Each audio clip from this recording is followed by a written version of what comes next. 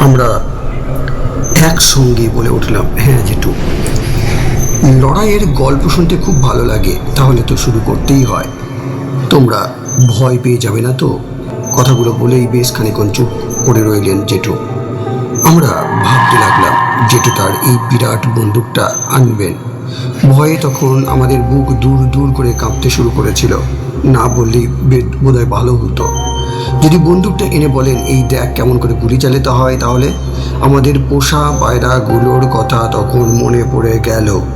ওদের মধ্যে দু চারটে হয়তো মরেই যাবে, বাকিগুলো ভয় পেয়ে কোথায় পালাবে কে বলতে পারে।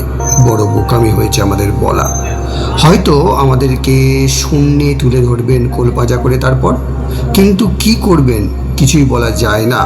যুদ্ধ কেমন হয় বোঝাবার জন্য এসব করতেই পারেন না জেঠু, সেসব কিছুই করলেন না। তার লম্বা ফৌজি চোলাটার মধ্য থেকে কি যেন বের করতে লাগলেন। আমরা তখন ভয়ে জড়সড়। কি টেনে বের করবেন কে জানে। বের করলেন একটা মাঝারি সাইজের ফটো অ্যালবাম। তার মধ্যে গত কয়েক বছরের পেপার কাটিং জমিয়ে রেখেছিলেন। যে সমস্ত গ্যালেন্ট্রি অ্যাওয়ার্ড পেয়েছিলেন তাও এনেছিলেন একটা ছোট্ট ব্যাগের মধ্যে। উনি ভাবছিলেন দেখাবেন কি দেখাবেন না। বিশেষ করে ঠাকুমাকে যদি ভয় পেয়ে যান বিশ্রী রকমের, তাহলে হয়তো আর যেতে দেবেন না। আমাদের ঠাকুমা ছিলেন শক্ত মনের মানুষ। তিনি অনেকের সঙ্গে পরামর্শ করতে লাগলেন কি করে ফৌজি জেঠুকে আটকানো যায়। কিন্তু ফৌজি জেঠুকে আটকায় কার সাধ্যে? এমন লড়াইয়ের নেশা নাকি খুব কম লোকের মধ্যে দেখা যায়। সবাই বলতে লাগলেন অসম্ভব, মিলিটারিদের নিয়ম কানুন আলাদা। ছুটিতে এসে ফিরে না গেলে জোর করে ধরে নিয়ে যাবে আর নিয়ে গিয়ে বিচার করে সাজা দেবে। তার চেয়ে বরং ভাগ্যের ওপর ছেড়ে দেওয়াই ভালো। যদি কপাল ভালো থাকে তখন যুদ্ধক্ষেত্র থেকে বেঁচে ফিরে আসবে। কোনো জ্যোতিষীর কাছে যাওয়া মানুষ ছিলেন না ঠাকুমা। তাবিজ কবজেও বিশ্বাস করতেন না। ঈশ্বরে ছিল অগাধ বিশ্বাস। ঈশ্বর তার মনস্কামনা পূর্ণ করেছেন। দীর্ঘদিন পরে ছেলের সঙ্গে সাক্ষাৎ করিয়ে দিয়েছেন। এবার চাইছেন ছেলে আর যাতে ফিরে না যায়, তাই মন্দিরে মন্দিরে মানত করে বেড়াচ্ছেন। ঠাকুমা মন্দির থেকে ফিরে এলেন। ছোট কাকিমা ছিলেন প্রধান সংবাদদাতা। ঠাকুমা বসার পরে শুরু করলেন, মা বড়দার কোন এক মিলিটারি বন্ধু এসেছেন। ঠিক বড়দার মতো লম্বা আর হুবহু একই রকম দেখতে, মনে হয় যেন যমজ ভাই বা কার্বন কপি। বাইরের ঘরে বসিয়েছি, আপনাকে কিছু বলবেন বলে অপেক্ষা করছেন। চলো বৌমা আগে দেখা করি। বড় খোকা কোথায় বেরোলো তা বলতে পারবো না, তবে এই সোলজারটি আসার আগেই বড়দা ঝড়ের বেগে কোথায় যেন বেরিয়ে গেলেন। মিলিটারিটি ঠাকুমা আসার সঙ্গে সঙ্গে উঠে দাঁড়িয়ে হাত দিয়ে পায়ে প্রণাম করলেন।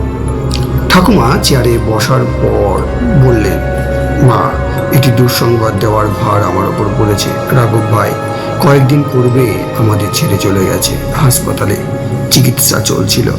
ডাক্তাররা আপ্রাণ চেষ্টা করেও বাঁচাতে পারলেন না। আমরা একই রেজিমেন্টে কাজ করতাম। আমার খুবই ঘনিষ্ঠ বন্ধু ছিল।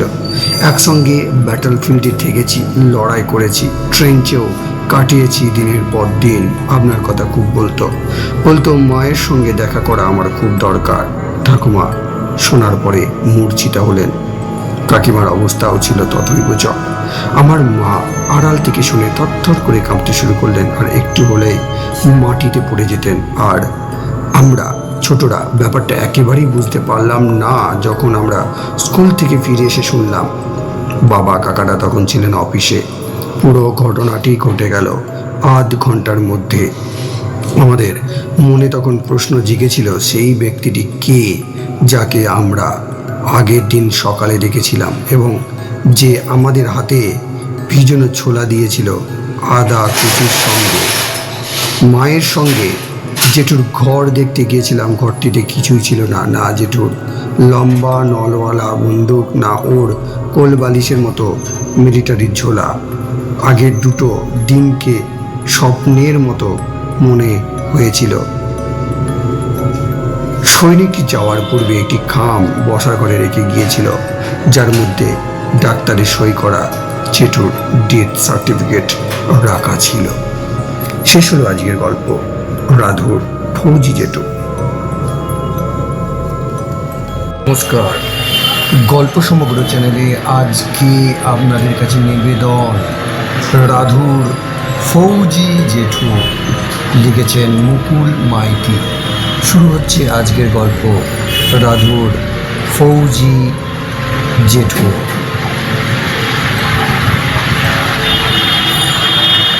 রাধু আমাদের ক্লাসেই পড়তো। সপ্তম শ্রেণীতে এমন কেউ ছিল না যে রাধুর জ্যাঠামণির কথা জানতো না। ক্লাসে টিচার না এলে আমরা রাধুকে বলতাম, নে রাধু জ্যাঠামণির গল্প শোনা। রাধুর জ্যাঠামণিকে আমরা কেউই কোনো দিন দেখিনি, তবুও জ্যাঠামণিকে মনে হতো আমাদের বহুদিনের পরিচিত আপনজন। রাধুকেই এ ব্যাপারে কৃতিত্ব দিতে হয়। অনেক গল্প আমরা শুনেছিলাম তার কাছে। জ্যাঠামণি তখন পাকিস্তানের সঙ্গে কোনো প্রান্তরে লড়াই চালাচ্ছিলেন, আর আমরা তার বীরত্বের কাহিনী শুনতাম ক্লাসে বসে। যখন উনি ছোট ছিলেন তখন ছোটদের নিয়ে দুটো দল গড়ে তুলেছিলেন হামেশা। দুটো দলের মধ্যে লড়াই বাঁধিয়ে দিতেন। প্রায় ঘণ্টাখানিক চলতো সে লড়াই বা লড়াইয়ের অভিনয়। যে দল হারতো তাদেরকে লড়াইয়ের ময়দানে যেমন করে লাশ পড়ে থাকে তেমনি করে পড়ে থাকতে হতো। লড়াইয়ের ময়দানও ছিল রকম রকম, কখনো বন জঙ্গল ভরা ডোবার ধারে, আবার কখনো ধানের গদার ধারে, যেখানে নিজেকে অন্যের দৃষ্টি থেকে আড়াল করা যায়। পরদিন লড়াই শুরুর আগে পরাজিত পক্ষ জয়ীদেরকে একটা করে ট্রফি দিত। এই ছিল জ্যাঠামণি ছোটোবেলাকার লড়াইয়ের নিয়ম। এ নিয়ম ভাঙা চলবে না, ভাঙলে তাকে সবাই মিলে বয়কট করবে। দেওয়ালির রিভলভার নিয়ে লড়াই হবে, দু একজন ছাড়া কারোর কাছে বন্দুক ছিল না।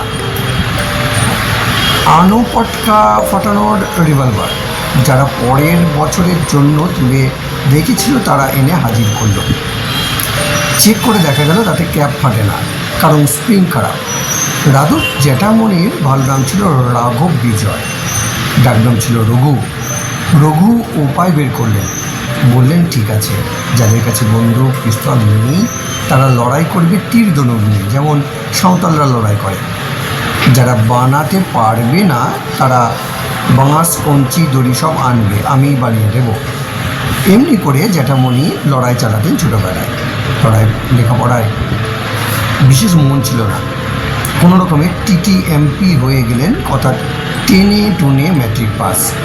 এই কোয়ালিফিকেশান নিয়ে রঘু জ্যাঠামণির চাকরি মেলে না। বাড়ির অল্প ধ্বংস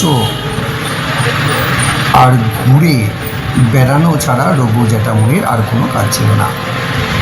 তবে একটি সম্পদ ছিল জ্যাঠামণির, সেটি হলো সুস্বাস্থ্য। তিনি ছিলেন প্রায় 6 ফুটের মতো লম্বা, আর রাবণের মতো পাকানো গোঁফ। নিয়মিত গোঁফের পরিচর্যা করতেন। বাড়তে বাড়তে গোঁফ কান ছুঁই ছুঁই, কখনো তাতে আটার মতো কি একটা ওষুধ লাগাতেন, তাতে মোচের ডগাটা সূচের মতো সরু করে পাকানো থাকতো। পাড়ার দাদু, স্থানীয় যারা যারা বলতেন, ভারী যত্নে লালন পালন করছে গোপকানা রঘু, এটার জন্য প্রাইজ পেয়ে যেতে পারো। রঘু এইসব ব্যাকা কথায় কান দেওয়ার লোক ছিলেন না। তেরোছা কথার কোনো প্রতিবাদও করতেন না। বুক চিতিয়ে বুক উঁচিয়ে ঘুরে বেড়াতেন সর্বদা। বলতে বলতে রঘু জেঠু একদিন সত্যিকারের একখানা প্রাইজ বগল দাবা করে ফেললেন। কী কাজে যেন শহরের দিকে গিয়েছিলেন। দেখেন ফৌজি জওয়ান বাহিনীতে ভর্তির জন্য বিরাট লম্বা লাইন পড়েছে। একেবারে রঘু জেঠুর মনের পছন্দ মাফিক কাজ। ধুতি পাঞ্জাবি পরতেন, পাঞ্জাবিটা খুলে ফেললেন, মাল কোচা মেরে লাইনে দাঁড়িয়ে পড়লেন। এক লহমায় সিলেক্ট। পরে জানা গিয়েছিল সেটাকে রঘু জেঠুর গোপ চোরাটির জন্য। এমন পাকানো গোপ চোরা দেখে সিলেক্টর সাহেবের মন মোহিত। বাড়ি এলেন পুরোপুরি ফৌজি জেঠু। বাড়ির সবাইকে অর্ডার করতে লাগলেন ফৌজি কায়দায়, যেন কমান্ডার ইন চিফ হয়ে গেছে। বাড়ির অবস্থা মোটামুটি ভালোই ছিল, কারণ ইচ্ছে নয় জেঠু ফৌজি বাহিনীতে যোগ দেন। কিন্তু নিজেই উনি পোশাক আশাক ট্রাঙ্কে ভরে ফেলেন। সঙ্গে নিলেন বিছানার পত্তর। 1 ঘন্টার মধ্যে সব কিছু তৈরি। ঠাকুমাকে প্রণাম করলেন, নিজের জিনিসপত্র নিয়ে বেরিয়ে গেলেন। বাবা কাকাদের সঙ্গে সামান্য পরামর্শ পর্যন্ত করলেন না। লড়াই করার এমন সুযোগ কি আর কোনোদিন পাওয়া যাবে? এসব মা কাকিমাদের মুখে শোনা, কারণ তখন আমাদের জন্মই হয়নি। মাস 6 পরে ফৌজি জেঠুর একখানা চিঠি এসেছিল। তিনি লাইনের চিঠি এবং 3 লাইনে, লড়াই চলছে, ভালো আছে, মা প্রণামীয়। কোথায় আছেন, কবে ফিরবেন, বা বাড়ির কে কেমন আছেন, বা চিঠিতে লিখতে দেরি কেন, বা কাউকে কোনো অনুরোধ, কিছুই নেই চিঠির মধ্যে। চিঠি শেষ, একেবারে ফৌজি কায়দায় চিঠি। ঠাকুমা বললেন, ওর মনটা পাষাণ হয়ে গেছে রে, না হলে এমন চিঠি কেউ লেখে? যাক, যেখানেই থাকুক যেন ভালো থাকে, ঈশ্বর ওর মঙ্গল করুন। প্রায় চোখের জল ফেলতেন ঠাকুমা, কিন্তু রঘু জেঠুর চিঠিপত্র আসতো না। কখনো বাবাকে বলতেন, তো দাদার সম্পর্কে খোঁজখবর নিয়ে না বাবা। আবার কখনো ছোটো কাকাকে ধরতেন, বাবা কাকারা কোথায় খোঁজ নেবেন, যুদ্ধের সময় কোনো ব্যাটালিয়ান কোথায় আছে তা গোপন রাখা হয়, তাই কাউকে জিজ্ঞেস করে কোনো লাভ হবে না জানতেন। মাকে বাড়িতে এসে বলতেন, দাদা ভালো আছেন, মিলিটারিতে ভালো মন্দ খেয়ে দাদার স্বাস্থ্য ফিরে গেছে। এ কথা শুনে ঠাকুমা কি খুশি হতেন তা বলা যায় না। ডালা সাজিয়ে মন্দিরে পুজো দিয়ে আসতেন, আবার মানত করে আসতেন জেঠু যেন ভালোই ফিরে আসেন। মাস 6 পরে আর একখানা চিঠি এলে যেত, অনেক উঁচুতে রয়েছে, খুব ভালো লাগছে, লড়াই জারি রয়েছে। আগের মতনই 3 লাইনের চিঠি, 3টি বাক্য নিচে নিচে লেখা। ঠাকুমাকে এবার প্রণামও জানায়নি। 1 বছর কোনো চিঠিপত্রের বালাই নেই। ঠাকুমা কান্নাকাটি করেন বৌমাদের কাছে, তাতে সুরাহা কিছু হয় না। যেটু ওদিকে রণক্ষেত্রে লড়ে চলেছেন। ছোটোবেলার শখ, যুদ্ধ করবেন, সেই যুদ্ধ খতম না করে আসবেন কী করে? সেদিন ছিল ভয়ঙ্কর বর্ষার দিন, সকাল থেকে অঝোরে বৃষ্টি হচ্ছিল, একেবারে আধার নেমে এসেছিল, কড়কড় কড়কড় করে বাজ পড়ছিল। আমরা ছোটরা তখন ঠাকুমার ঘরে গল্প শুনবো বলে ছেঁকিয়ে ধরেছি ঠাকুমাকে। গল্প বলাও শুরু করেছিলেন ঠাকুমা। এমন সময় ছোটো কাকিমা এসে খবর দিলেন, বাইরে বসার ঘরে এক মিলিটারি ঢুকে পড়েছে। ঘরের মধ্যে কান্নাকাটির রোল উঠেছে। খিড়কির দরজা দিয়ে প্রায় সবাই প্রতিবেশী বাড়িতে গিয়ে ঢুকেছে। ছোটো কাকিমা ছিলেন খুব সাহসী, স্কুলে গার্ল গাইডের ট্রেনিং নিয়েছিলেন। সাহস করে ঠাকুমাকে খবরটা দিতে ছুটে এসেছেন। হয়েছিলেন আমাদের ফৌজি জেঠু। ছোটো কাকিমার চেনার কথা নয়, কারণ জেঠু মিলিটারিতে যোগ দেওয়ার পরে ছোটো কাকার বিয়ে হয়েছিল।